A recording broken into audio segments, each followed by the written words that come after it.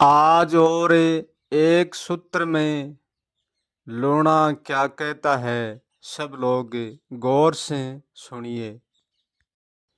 लूणा कहता है कि जो व्यक्ति खुद को जानता है वो भी बिल्कुल अज्ञानपणे में जानता है, और जो व्यक्ति खुद को नहीं जानता है और दूसरों को जानता है वो तो और भी बिल्कुल अज्ञान है, वो तो बिल्कुल भी अज्ञान से ही अज्ञान है।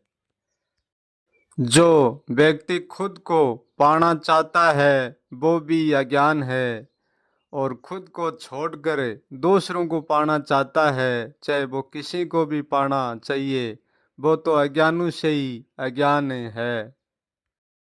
अब दोनों बातों में अज्ञान है, और इस अज्ञान का कारण क्या है? इस अज्ञान का कारण ये है कि जब से हम पाना चालू करते हैं, जब से ही हमारा खोना भी शुरू हो जाता है, और जब से हम जानना शुरू करते हैं, जब से हमारा बोलना भी शुरू हो जाता है। यहाँ सचमुच में ना तो कहीं से कहीं का आरंभ है, और ना कहीं से कहीं पर अंत है, क्योंकि हम शुरुआत करते हैं इसलिए अंत भी हमको करना पड़ेगा।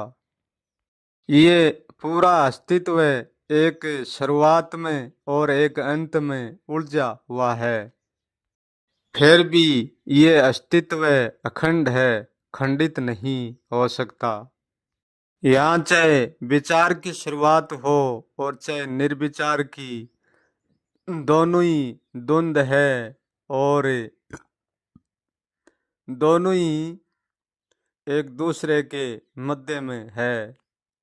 ये पाने और खोने की चाहत और ये शुरुआत, समझो ये सारा ही अज्ञान का ही द्वंद है, उसमें कोई ज्ञान नहीं है।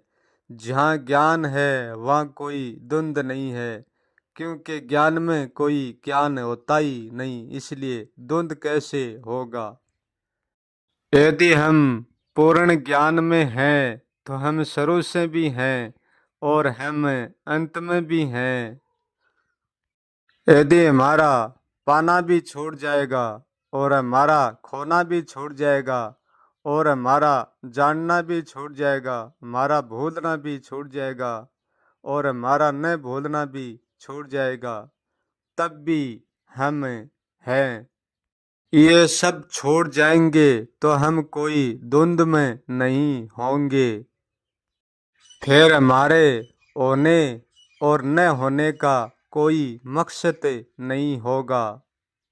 द्वंद छोड़ जाने के बाद ना तो हमारे होने का कोई मकसद है और ना हमारे ना होने का कोई मकसद नहीं है।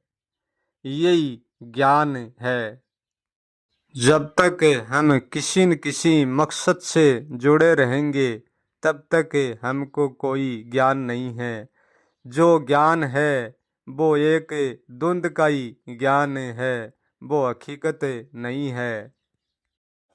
यदि कोई दूसरों को पा लेता है तो उसको पाकर भी कुछ नहीं कर सकता, कोई काम नहीं ले सकता।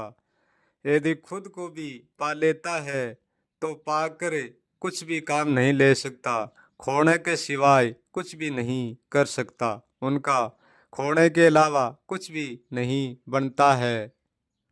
यहाँ एक वो सत्य भी है, उसमें ना तो खोना और ना उसमें पाना और ना उसमें कुछ होना और ना उसमें कुछ भी नहीं होना।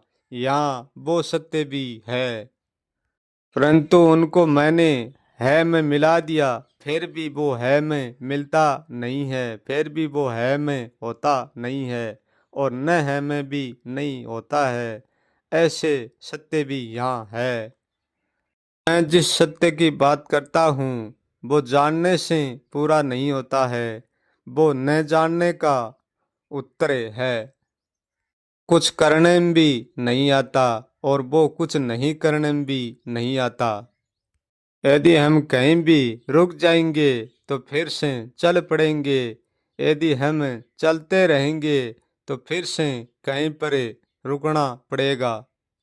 इसलिए सत्य तो ये है, ना चलना, ना रुकना, ना होना और ना कुछ भी होना, यही सत्य है। यदि हमारी भूल न भूल में मिल जाती है, फिर हम होकर भी कहीं पर नहीं होते हैं। यदि हम कुछ न कुछ करते रहेंगे तो हम कुछ बिन कुछ भरते भी रहेंगे, और हम भरते रहेंगे तो कुछ न कुछ करते रहेंगे। हम रुक नहीं सकते। हमें करने में भी कुछ नहीं करना है और न करने में भी कुछ भी नहीं करना है, यही सत्य है। अब यहाँ प्रश्न ये उठता है कि न करने में तो पहले से भी कुछ नहीं है, परंतु ऐसा नहीं है। गौर से देखेंगे तो न करना ही एक ही करने का पहलू ही है, उसमें भी करना मिलेगा। इसलिए लोणा कहता है कि कुछ भी ढूंढो मत, पकड़ो मत, खो मत, पाओ मत, कुछ भी बनो मत, बनाओ भी मती। फिर जो होगा वो होगा, उसका कोई पता नहीं, उसका कोई नाम नहीं, कुछ भी नहीं उसका। मैं जो बात करता हूँ वह पते की नहीं, अपते की बात है। ये सारा संसार पते पर अटक जाता है। मैं ना तो पते पर अटकता हूँ और ना अपते पर अटकता हूँ। मेरा कहना ऐसा कहना है कि समझो मैं कुछ कहता ही नहीं हूँ।